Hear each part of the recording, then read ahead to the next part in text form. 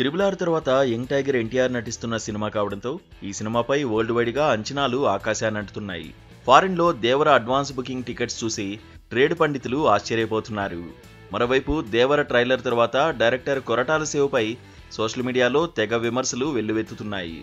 NTR fans అంచనాలను తారుమారు చేసేలా దేవరపై కొంతమంది కావాలనే నెగిటివ్ ప్రచారం చేయడం మొదలుపెట్టారు.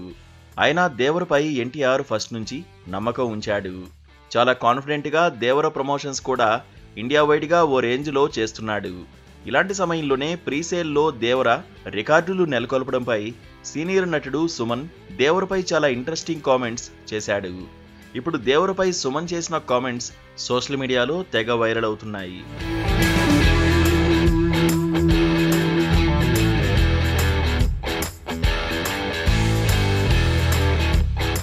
ఎన్టీఆర్ ఎంతో ప్రతిభగల నటుడని, రిలీజ్కు ముందే ఓ తెలుగు సినిమా ఇన్ని రికార్డులు క్రియేట్ చేయడం మామూలు విషయం కాదన్నాడు సీనియర్ నటుడు సుమన్.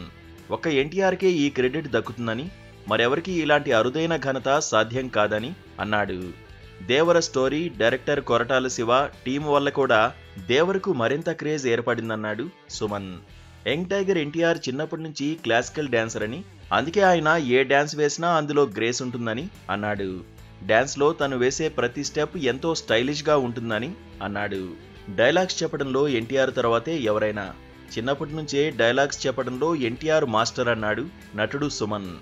ఇకపోతే ఫైట్స్ పై కూడా ఎన్టీఆర్ కు మంచి అవగాహన ఉందని అన్నాడు. బిగ్ స్క్రీన్ పై ఏం చేస్తే ప్రేక్షకులు ఎంజాయ్ చేస్తారనే విషయంపై క్లారిటీ ఉన్న నటుడు ఎన్టీఆర్ అన్నాడు సుమన్.